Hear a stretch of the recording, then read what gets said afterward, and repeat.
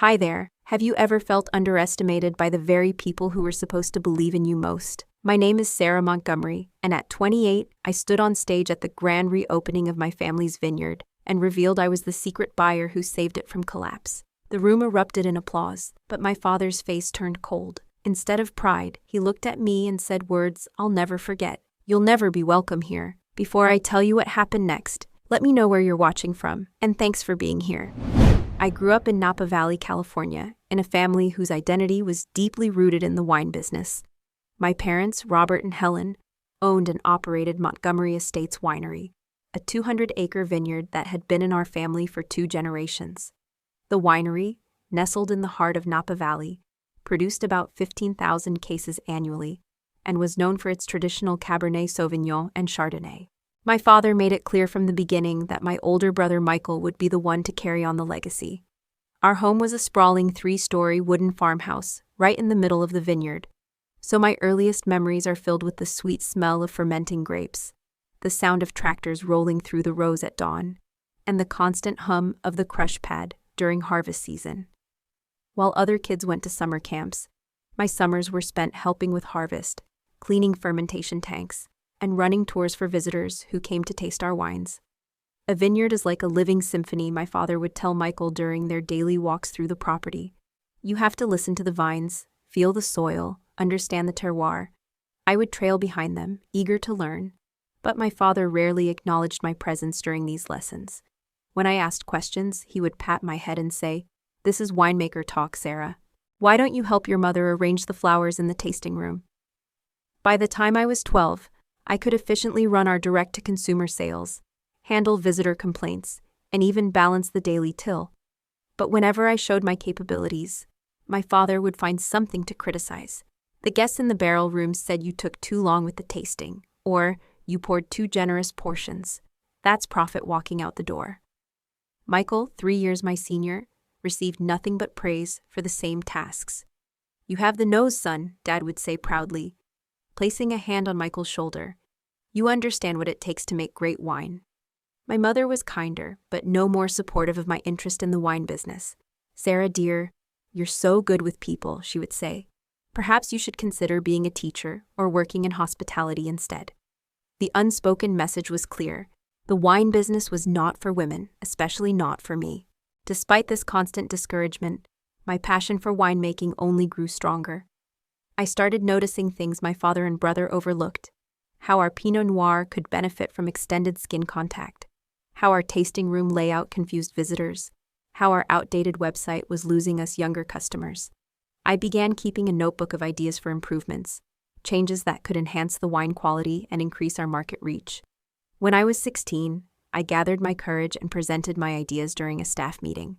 I had prepared a detailed presentation about transitioning to organic farming practices, developing a wine club membership program, and modernizing our brand image to attract millennial consumers. My father listened silently, his expression unreadable. When I finished, the room was quiet. Then he laughed, not a gentle chuckle, but a dismissive laugh that echoed through the conference room.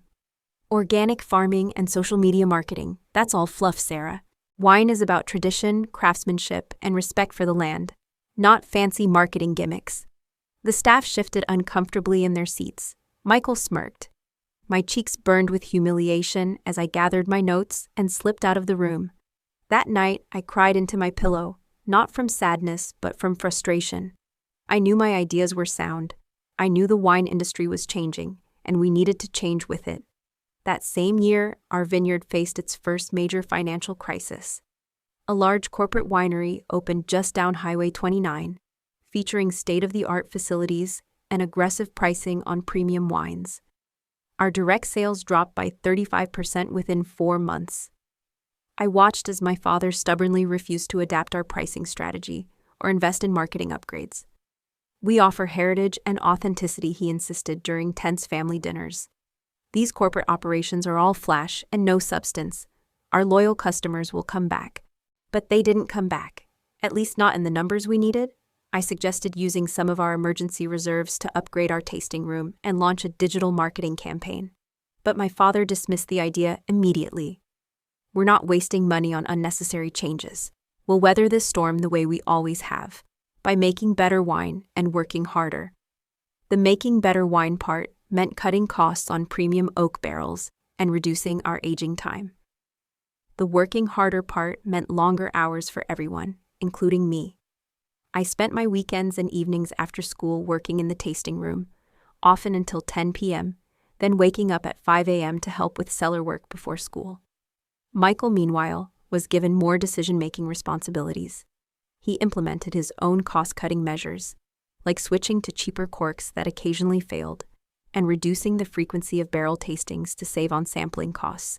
Customer complaints increased, but my father blamed the economy, not our declining quality standards. By some miracle, or perhaps because of a wedding season that brought consistent business for 4 months straight, the winery survived that financial crisis. My father saw it as vindication of his traditional approach. I saw it as a missed opportunity to evolve and grow stronger. Throughout high school, I continued to work at the Vineyard while maintaining a 4.0 GPA. I joined Future Business Leaders of America and focused my studies on chemistry, biology, and agricultural business. I applied to UC Davis, home to one of the most prestigious viticulture and enology programs in the world, determined to learn what my family refused to teach me. The day my acceptance letter from UC Davis arrived was both the happiest and most tense day of my young life. Over dinner that evening, I announced my plans to attend the top wine program in the country. My father put down his fork and stared at me. "And how do you plan to pay for this fancy education?" "I have a partial scholarship," I replied, trying to keep my voice steady. "And I'll work part-time. I've been saving money for years." "All that money and time wasted," he sighed, shaking his head. "When you could be here learning the business from the ground up, the real way." "But you've never let me learn the real business," I said, my voice finally breaking. "You've never taken me seriously." "Because this isn't a game, Sarah," he snapped. "This is our livelihood, our legacy. Michael understands that. You just want to play winemaker with fancy degrees and textbook theories." My mother reached for my hand under the table, a silent gesture of comfort, but she said nothing to contradict my father.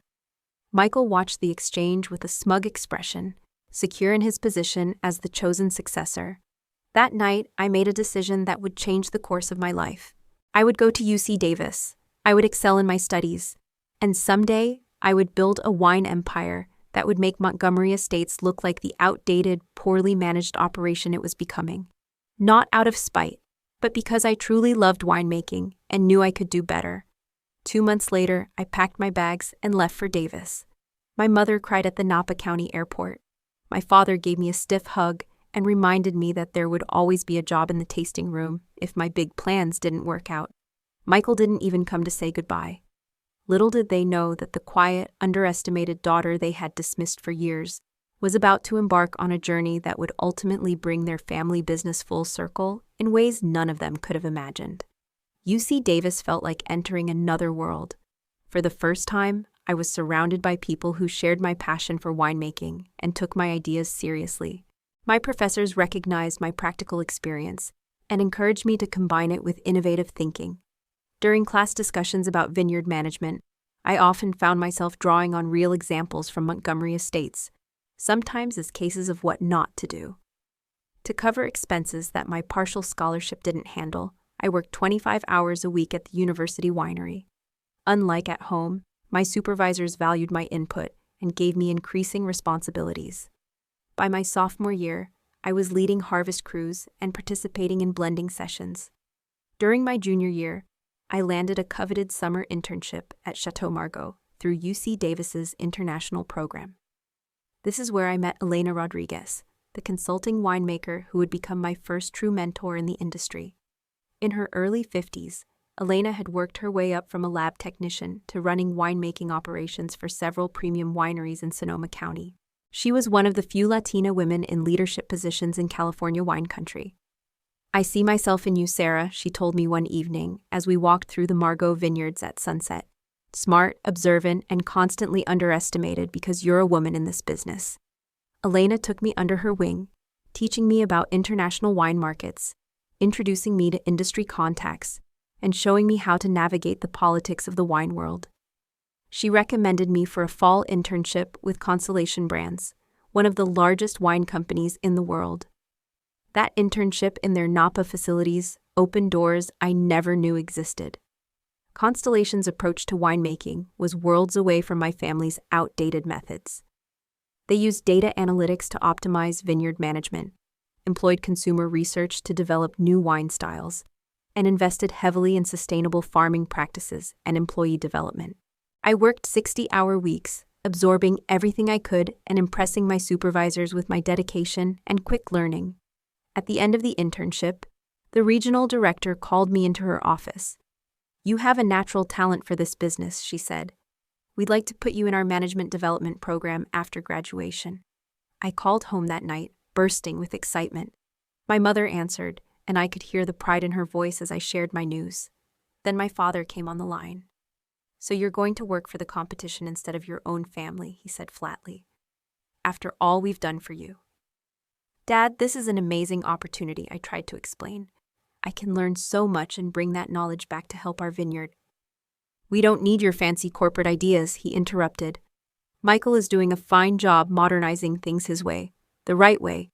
I later learned that modernizing meant Michael had convinced my father to invest in a new tractor and some stainless steel fermentation tanks, while still using the same outdated customer management system and ignoring online reviews that complained about our inconsistent wine quality. When I returned to UC Davis for my senior year, I threw myself into my studies with renewed determination. I graduated summa cum laude and accepted the position with Constellation Brands in their Napa operations. The starting salary was more than my father had ever paid any of his cellar workers, and the training program was renowned throughout the industry. My first year with Constellation was a whirlwind of learning and advancement. I rotated through every department, from vineyard operations to marketing to financial analysis. I worked directly with consumers in their tasting rooms and behind the scenes in their production facilities. I learned about international distribution and brand development. By the end of that year, I was promoted to assistant winemaker at one of their premium labels in Sonoma County. In my new role, I developed a limited edition Pinot Noir that received a 92-point rating from Wine Spectator and sold out within 3 months. My approach to blending traditional techniques with modern technology was later adopted across multiple Constellation properties. I called home monthly, trying to maintain a connection with my family. My mother always sounded happy to hear from me, asking about my life in wine country and sharing small updates about home. My father would briefly come on the line, asking when I was coming to my senses and returning to Montgomery Estates. Michael rarely spoke to me at all. During my second year with Constellation, I flew home for Thanksgiving. Montgomery Estates looked exactly the same, except perhaps a bit more worn around the edges. The tasting room furniture was showing signs of age, the barrels in the cellar were older than industry standards recommended, and the point-of-sale system still ran outdated software that couldn't track customer preferences. Over dinner, I carefully tried to share some insights from my work experience, suggestions that could help the family business without requiring major investment. Michael immediately shot down every idea. "We don't need to pamper customers with all these data analytics," he said dismissively. "Our wine speaks for itself. Does it?" I asked gently. "What's your case production this year compared to 5 years ago?" An uncomfortable silence fell over the table. Finally, my father cleared his throat. "We're holding steady at around 10,000 cases. Quality over quantity has always been our philosophy." I knew from industry reports that a vineyard our size and location should have been producing at least 15,000 cases annually with proper management. I also knew from casual conversations with local wine shop owners that Montgomery Estates was struggling to maintain shelf space in key retail outlets. After that visit, my calls home became less frequent. It was too painful to watch from a distance as the business I loved slowly declined due to stubbornness and outdated practices. Meanwhile, my career continued to flourish. By my 26th birthday, I had been promoted to head winemaker for Constellation's premium Sonoma portfolio.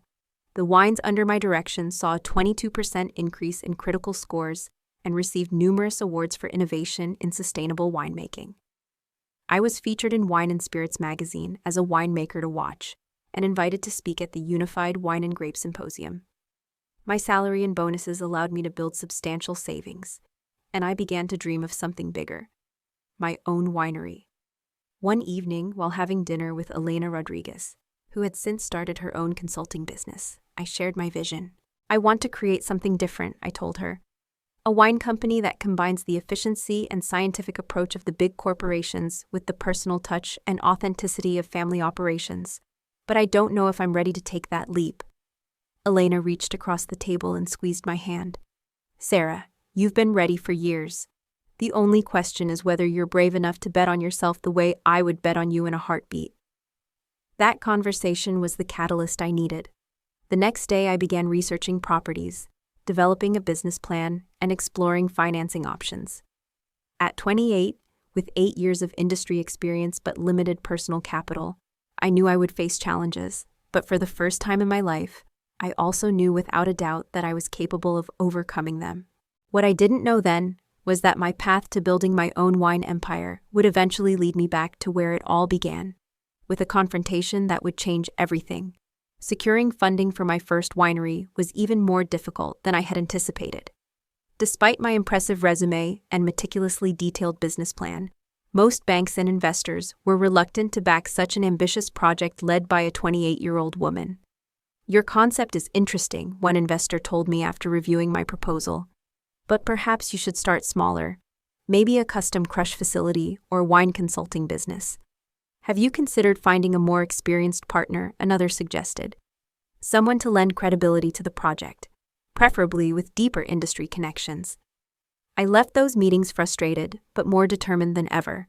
After 31 rejections, I finally met Richard Chen, a retired tech executive who had made his fortune in Silicon Valley and was looking to invest in Napa Valley wine properties. Unlike the others, Richard focused on my track record and vision, rather than my age or gender. The wine industry is changing, he said after our 3-hour meeting.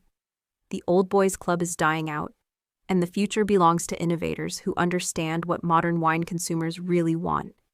I think you're one of those innovators. With Richard's backing and my life savings, I secured a 45-acre property in Carneros that had previously been a struggling family winery.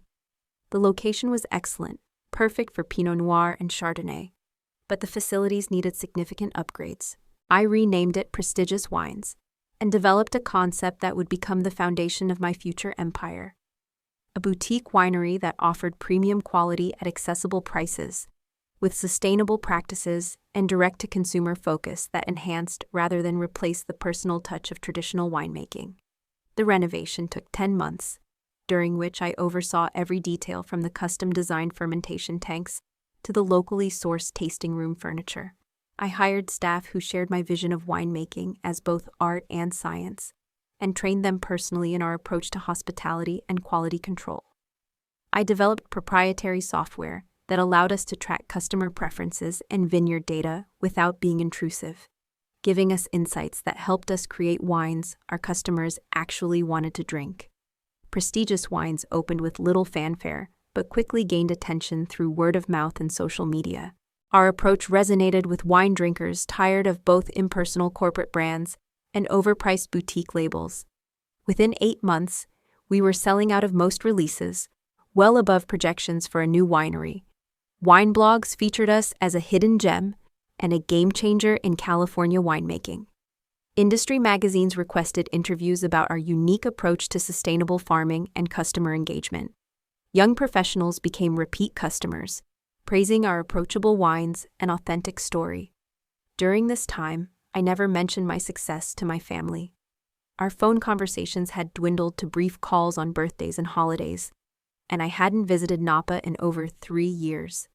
My mother occasionally asked about my winery job, and I would vaguely mention that things were going well. I was waiting to prove myself beyond any doubt before sharing what I had accomplished. With Prestigious Wine's success, investors who had previously rejected me now approached with offers of financing for expansion. Richard advised me to move carefully, ensuring any new properties maintained the same quality and vision.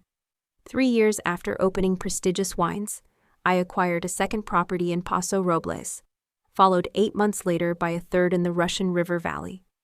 Each new winery followed our core model, but with unique elements reflecting the local terroir and grape varieties.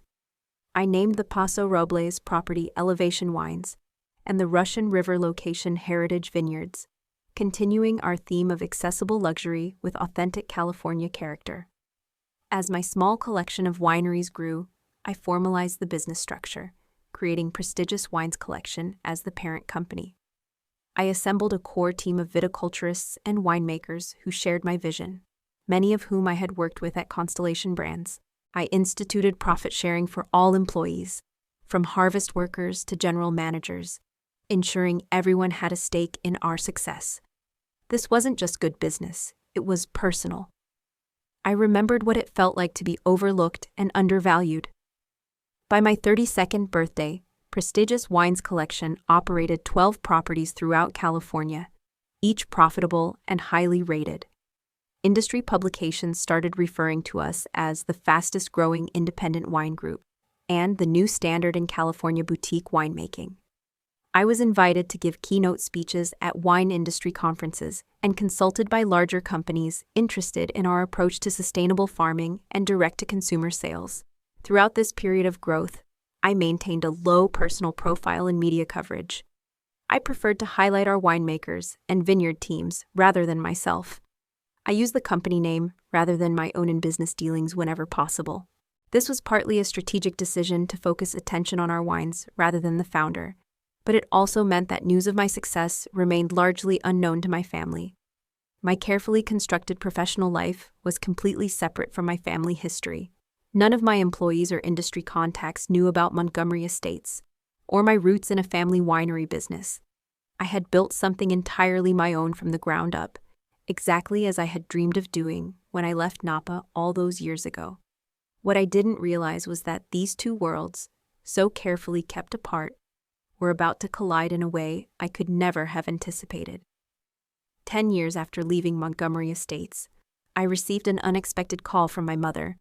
It was unusual for her to call in the middle of a weekday, and her voice sounded strained when I answered. "Sarah, how are you, dear?" she asked with forced cheerfulness. "I'm fine, Mom. Is everything okay there?"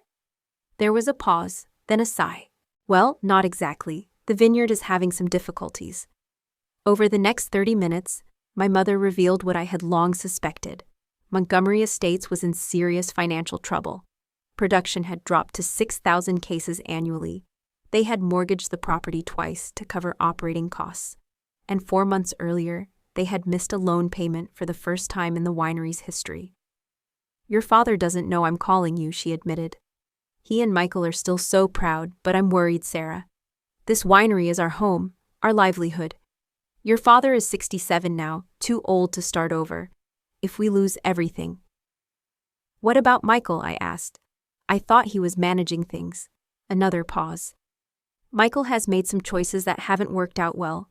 He invested heavily in converting the old barn into an event space, with a celebrity chef partnership that ended after 6 months.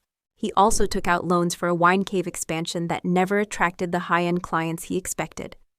After we hung up, I sat in my Sonoma office, staring out at my own thriving vineyards. My first instinct was to book a flight to Napa immediately, to offer help, advice, money, whatever they needed. But I knew my father and brother would reject any direct assistance from me. Their pride wouldn't allow them to admit they had been wrong, that the wine industry had changed in exactly the ways I had predicted years ago. I needed to find another way to help, one that would preserve their dignity, while saving the business they had devoted their lives to building. After a week of consideration, I developed a plan. Prestigious Wines Collection would make an offer to acquire Montgomery Estates through a holding company, with me as the anonymous principal investor. We would offer a fair price, well above what the struggling property was actually worth on paper, and include provisions to retain all current staff.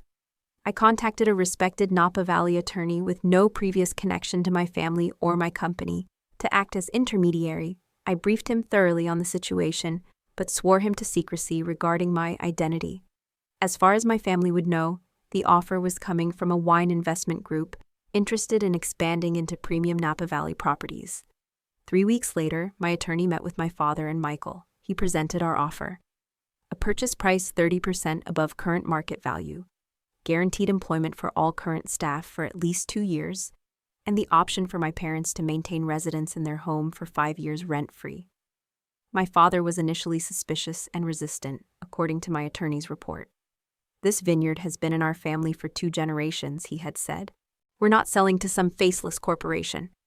But the financial reality was impossible to ignore. They were 5 months behind on loan payments, and foreclosure was becoming a real possibility. After a week of deliberation, and I later learned, several heated arguments between my father and Michael, they agreed to meet again to discuss terms. The second meeting included their bank representative, who made it clear that without significant financial intervention, they would lose the vineyard entirely within months.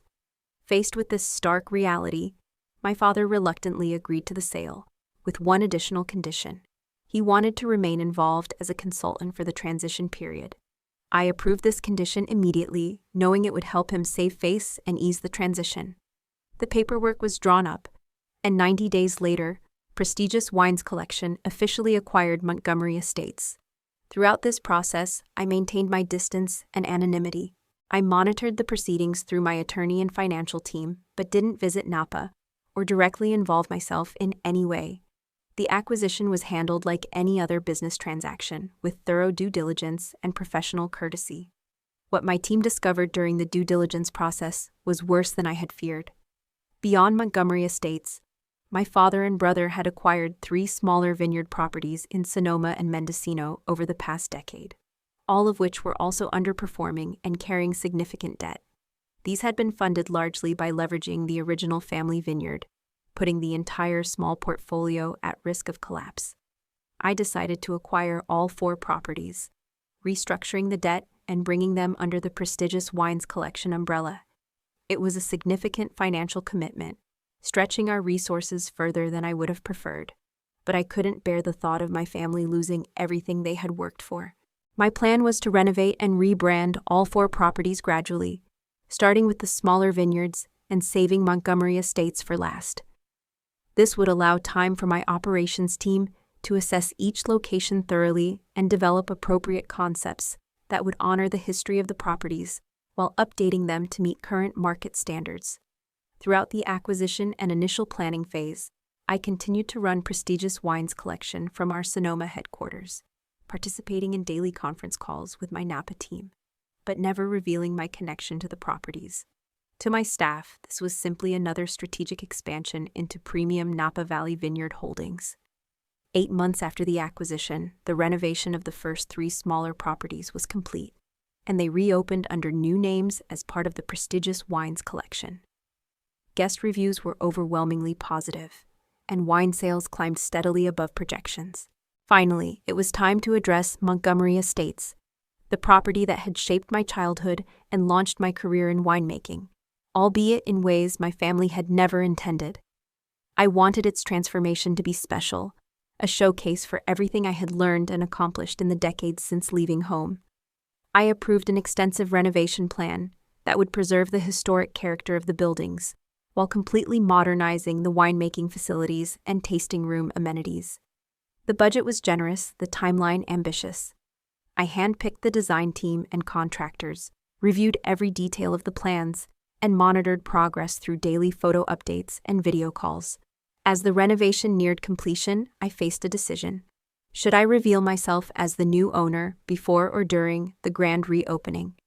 After much consideration, I decided that the reopening celebration would be the perfect moment to bring my journey full circle.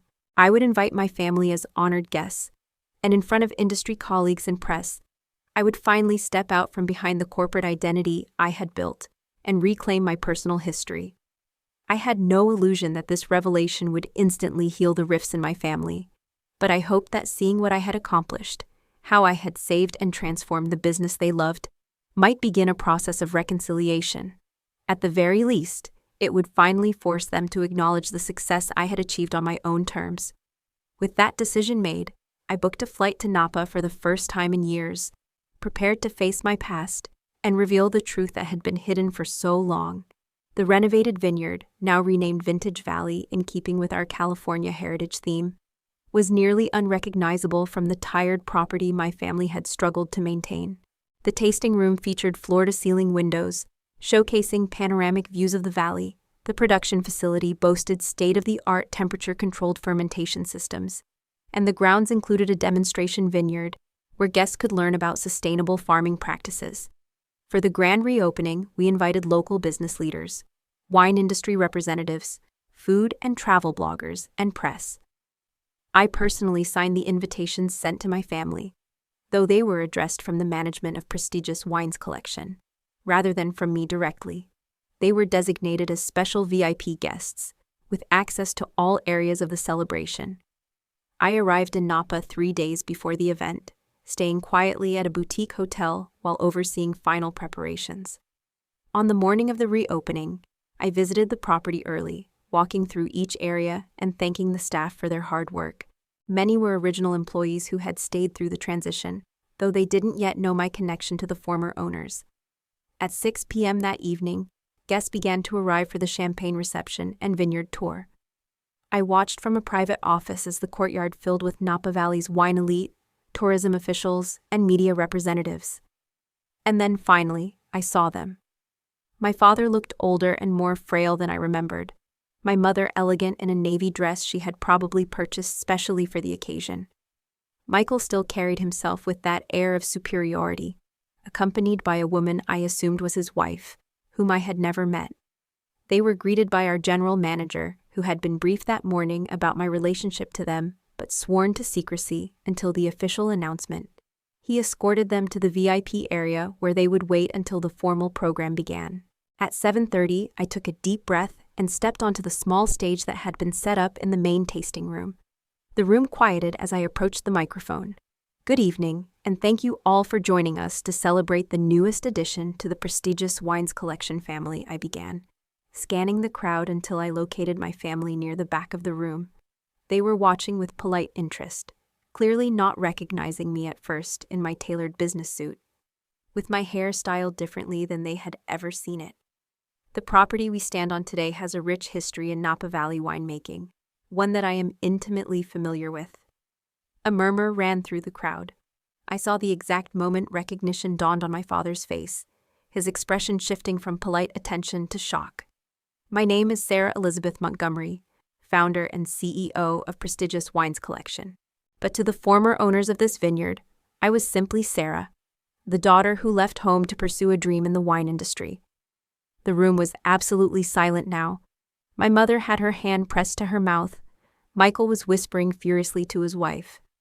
I continued my speech, briefly outlining the growth of Prestigious Wines Collection and our vision for Vintage Valley as our flagship Napa property. I thanked the staff who had stayed through the transition and acknowledged the design and construction teams. Throughout, I kept my tone professional and positive, making no reference to the family tensions or the financial troubles that had preceded the acquisition. I invite you all to explore the property, enjoy the wine selections from our head winemaker, and experience firsthand the blend of traditional Napa Valley craftsmanship and innovative winemaking that defines Vintage Valley. Thank you. The applause was enthusiastic, but I barely heard it. My eyes were fixed on my family. My father had gone pale. Michael looked furious. My mother seemed to be on the verge of tears.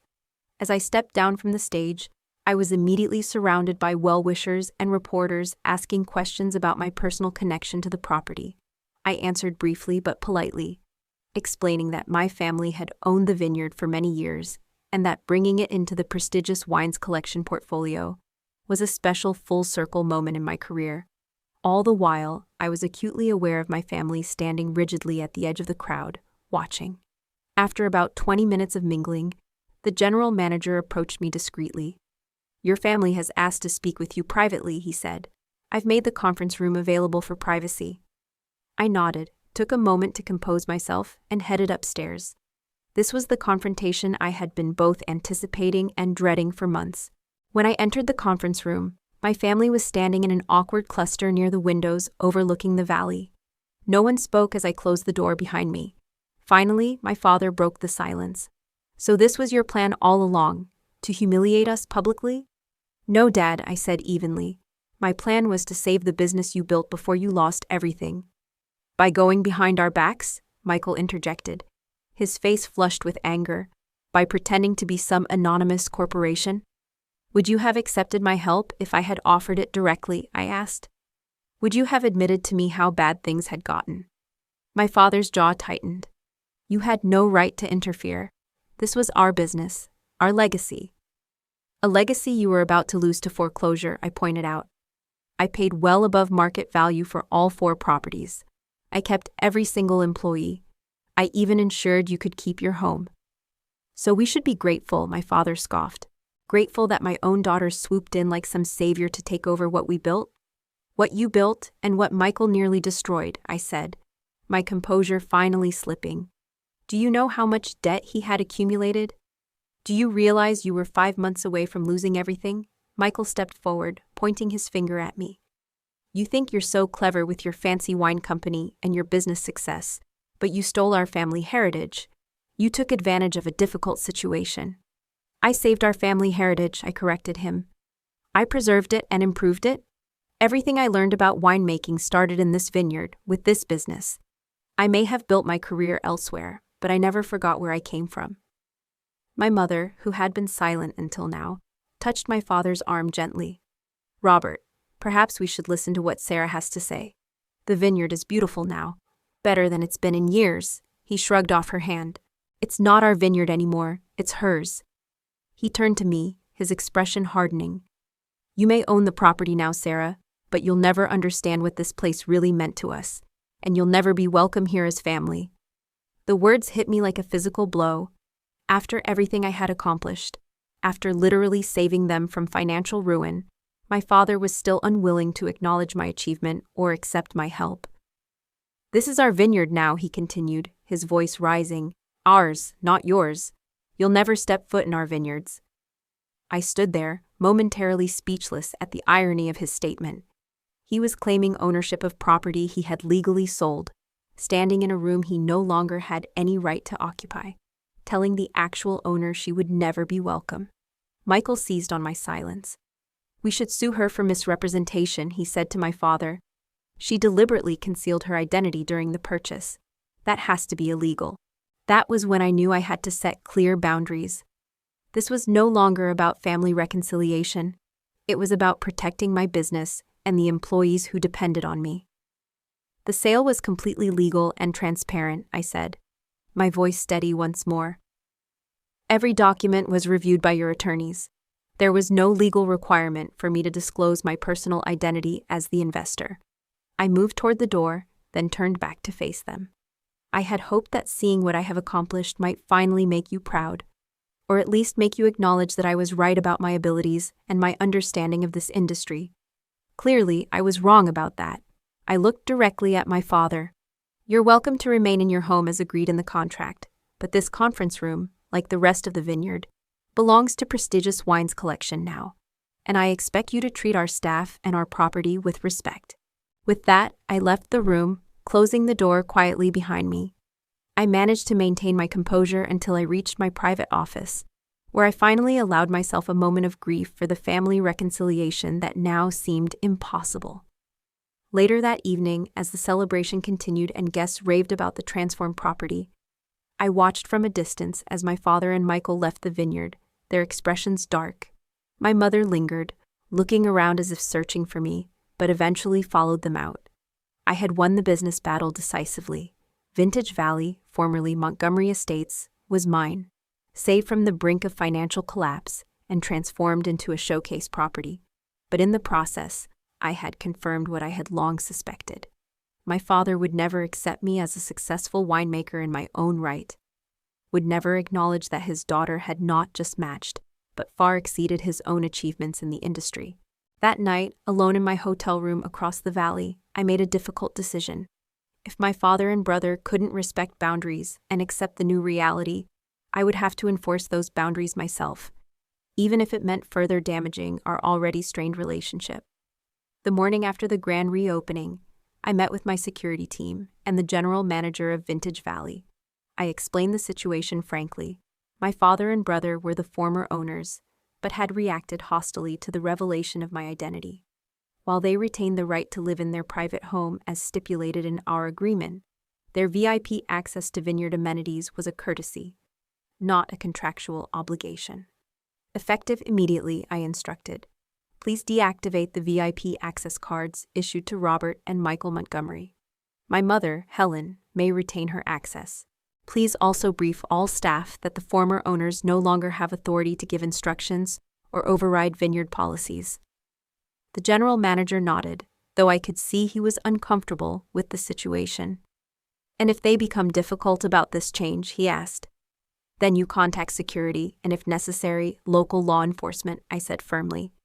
"This is a business, and we will maintain professional standards of conduct from everyone, including former owners." After the meeting, I toured the property again, speaking with staff and addressing any issues that had arisen during the opening event. Everyone was in high spirits. The celebration had been a tremendous success, with glowing initial reviews from media and industry guests. The only shadow was the situation with my family, which I kept to myself as much as possible. That evening, I was working late in the management office when my phone rang. It was the front desk manager, her voice tense. "Miss Montgomery, I'm sorry to disturb you, but your father and brother are at the tasting room. They tried to access the barrel room for a private tour, and their key cards were declined. They're quite upset." "I'll be right there," I said, taking a deep breath to center myself. When I reached the tasting room, I found my father in a heated argument with the tasting room manager, his voice carrying across the space. Several guests looked on with uncomfortable expressions. "This is ridiculous. I owned this vineyard for 30 years. How dare you tell me I can't access the cellar?" Michael stood beside him, arms crossed, while a young couple at the bar looked around nervously. This was exactly the scene I had hoped to avoid. A public confrontation that could damage the vineyard's reputation on its second day of operation. "Dad," I said calmly as I approached, "let's discuss this privately, please." He turned to me, face flushed with anger. "You did this. You canceled our access." "Yes, I did," I confirmed, keeping my voice low and steady. "After your behavior last night, it seemed appropriate to clarify boundaries. We can discuss this in my office, not in the tasting room in front of guests." "We don't need to discuss anything," he snapped. "This is our vineyard, and we'll go where we please." A security officer had appeared discreetly nearby, alerted by the front desk. I nodded slightly to acknowledge his presence, but hoped his intervention wouldn't be necessary. "Dad, this is no longer your vineyard," I said firmly. "You sold it to Prestigious Wines Collection. You retain the right to your private residence, which we respect, but the operational areas of the vineyard are under my management now." Michael stepped forward. "This is how you treat family? By humiliating us in public?" "I'm trying to avoid public humiliation by asking to speak privately," I pointed out. "You're the ones creating a scene in the tasting room." My father's face darkened further. "I don't need to ask permission to enter parts of my own vineyard. I demand to speak to the real manager, not my ungrateful daughter who thinks she knows better than everyone." That was when I knew I had to take a stand, not just for myself but for every employee watching this interaction and wondering who was really in charge. "Security," I called, and the officer stepped forward immediately. "Please escort Mr. Montgomery and his son back to their residence. They're welcome in their private home but are no longer authorized to access vineyard operational areas or tasting facilities." My father stared at me in disbelief. "You would have me removed? Your own father?" "I would have any person causing a disturbance in my vineyard removed," I replied evenly. "Family or not?" The security officer approached respectfully. "Sir, ma'am, if you would please come with me." For a moment, I thought my father might refuse, might force an even more uncomfortable scene. But something in my expression must have conveyed my absolute resolve, because after a tense silence, he turned and walked toward the exit, Michael following reluctantly behind. As they left, I noticed the young couple and several other guests watching the interaction. I approached them with a professional smile. "I apologize for any disturbance. We're working through some transition issues with the previous management. Can I offer you complimentary tastings to make up for the inconvenience?" The guests seemed satisfied with the explanation, and the potential public relations crisis was averted. But I knew this wasn't the end of the conflict with my family. Later that night, my mother called me, her voice shaky. "Sarah, your father is furious. I've never seen him like this." "I'm sorry, Mom," I said sincerely, "but he left me no choice. He can't behave that way in a professional business environment." "He feels betrayed," she said. "We all were shocked by the revelation, but your father, this vineyard was his life's work. To have you take it over, even if you saved it from financial ruin, is humiliating for him. I sighed, feeling the weight of the situation. Mom, I understand that, but I didn't take it over out of spite or to humiliate him. I did it to preserve what he built. What our family built. Why can't he see that? There was a long pause before she answered. Your father has always been a proud man, Sarah. Too proud sometimes. And you have surpassed him in every way, which is difficult for a man like him to accept from anyone, especially his daughter. After we hung up, I reflected on her words. My mother had always been caught in the middle, never directly contradicting my father, but sometimes offering these small insights into his character, these subtle acknowledgments of his flaws. It was the closest she ever came to taking my side. The next morning, I invited her to meet me at my office in the Vineyard. She arrived looking nervous, glancing around as if worried about being seen. Your father doesn't know I'm here, she admitted as she sat down. He's forbidden any of us from speaking to you.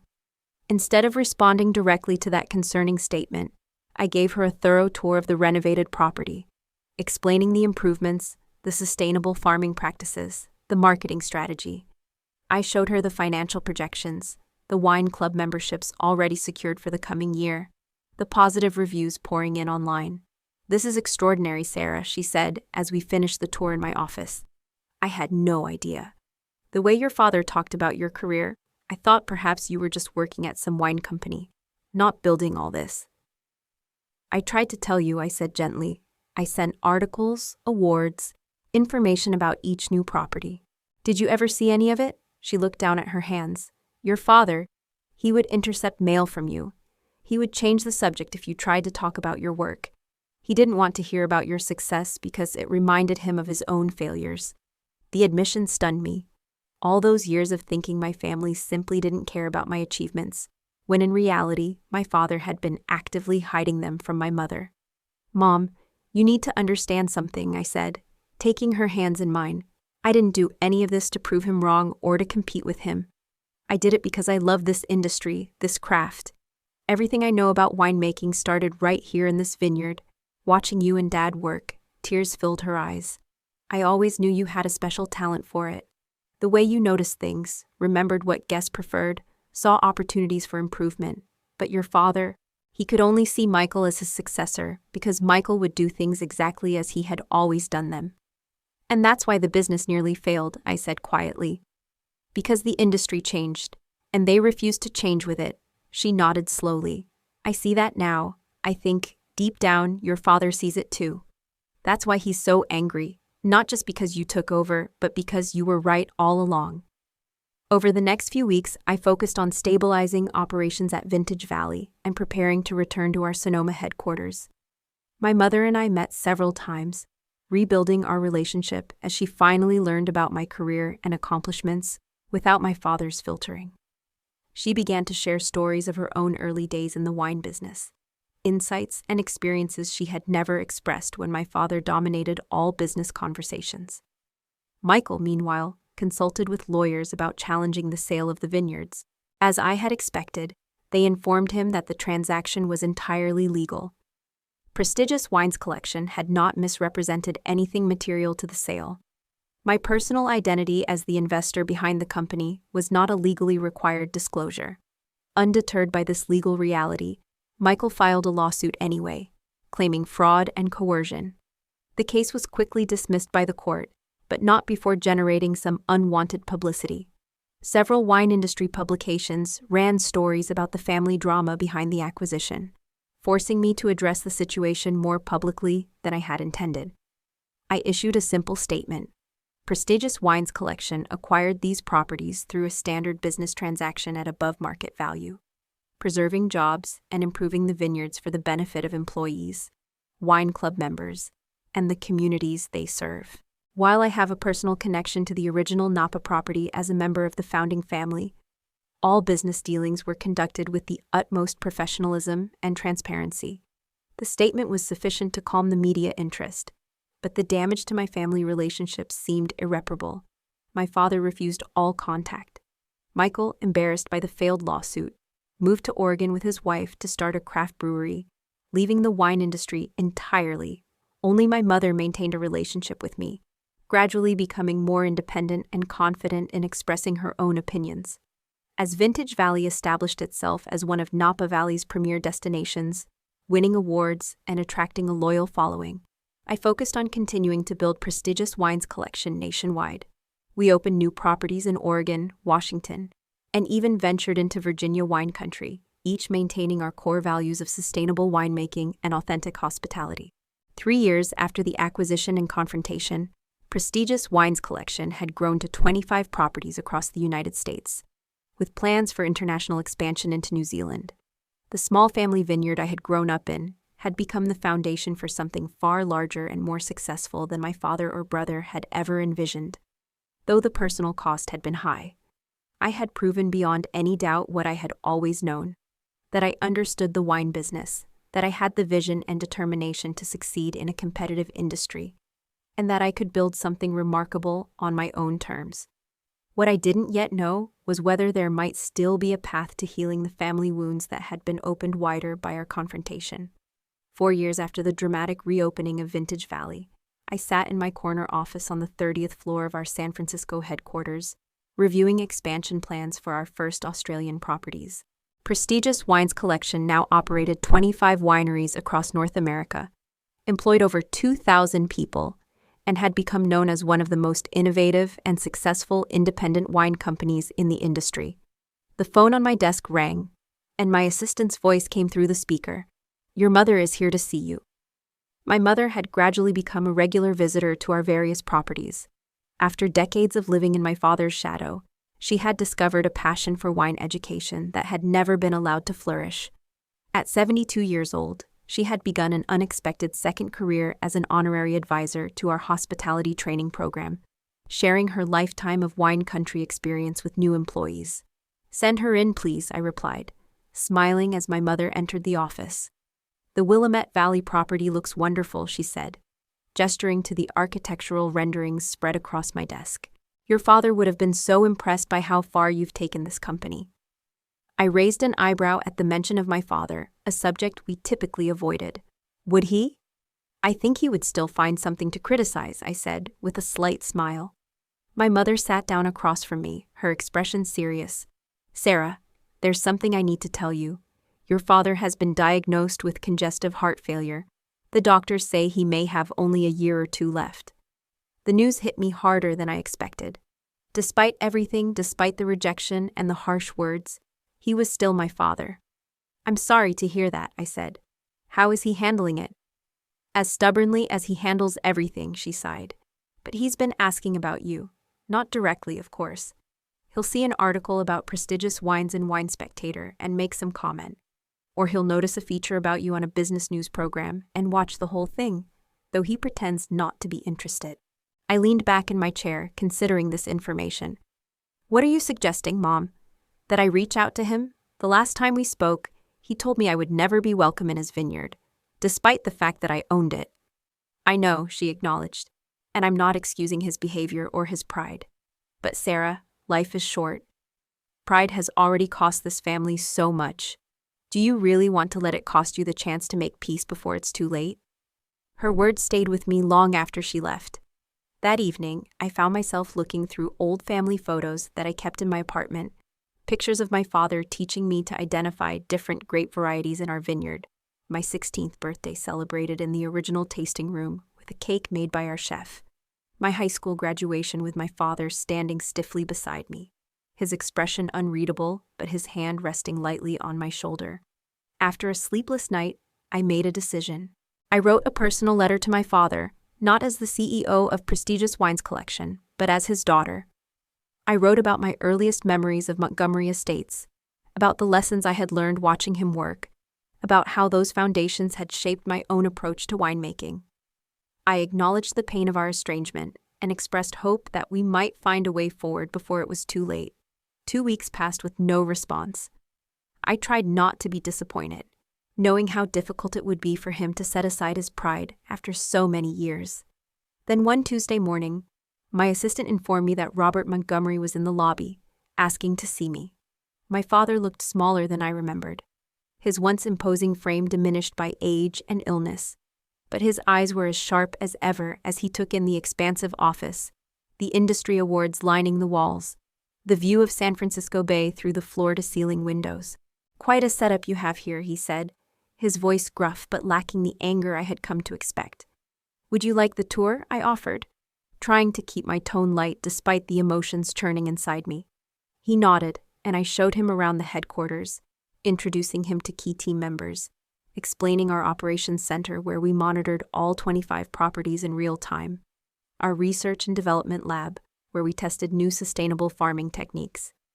As we returned to my office, he paused before a large photograph of Vintage Valley's renovation. "You did a good job with the old place," he said quietly. "Better than we ever could have." Coming from my father, this was an extraordinary admission. "Thank you," I said simply, not wanting to make too much of the moment and risk shutting down this fragile connection. "I was wrong, Sarah," he continued, still looking at the photograph rather than at me. "Wrong about a lot of things, wrong to dismiss your ideas, wrong to favor Michael simply because he was my son, wrong to fight you when you were actually saving everything we had built." I stood silently beside him, hardly believing what I was hearing. I was so caught up in doing things my way, the way my father had taught me, that I couldn't see how the world was changing. By the time I realized we were in trouble, it was too late, and my pride wouldn't let me admit that you had been right all along. He turned to face me finally, his eyes damp. "I'm not asking for forgiveness, Sarah. What I did, how I treated you, that's not something easily forgiven. But I wanted you to know, before it's too late, that I see now what you've accomplished, and I'm proud, so proud it hurts, because I know I had no part in your success, that you achieved all of this despite me, not because of me." The words I had waited decades to hear, not just acknowledgement of my success, but recognition of the obstacles he had placed in my path. It was more self-awareness than I had ever expected from my father. "You did have a part in it," I said, surprising myself with the realization as I spoke. "All those years watching you work, seeing your dedication to quality even when it would have been easier to cut corners, your insistence on treating the land with respect. That became part of me too. The foundation was always there, even if we built very different structures upon it." We talked for hours that day, beginning the slow process of rebuilding a relationship that had been broken for so long. It wasn't an instant reconciliation, no Hollywood moment of tears and embraces, but a careful, tentative exploration of the possibility that we might find our way back to being family despite everything that had happened. My father lived for another 16 months, long enough to see the opening of our first international property in New Zealand, to meet some of his great nieces and nephews, who worked in various roles throughout the company, to develop a cordial, if somewhat formal, relationship with me.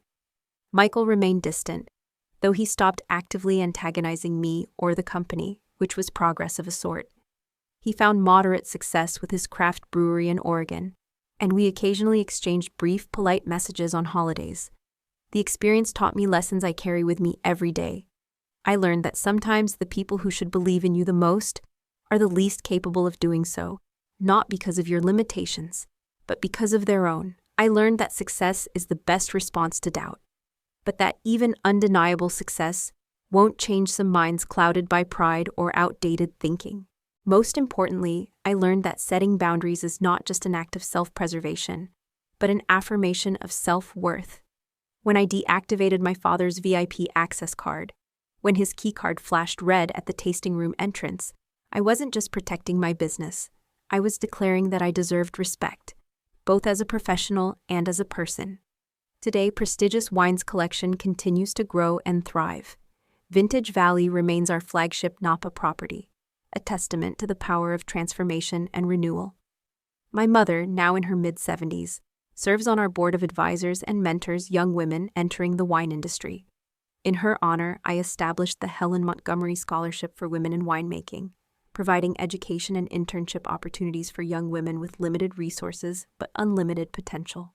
Each year, I tell the scholarship recipients my story, not to dwell on the obstacles I faced, but to emphasize that their path may not be easy or straightforward, but persistence and self-belief can overcome even the most personal rejections.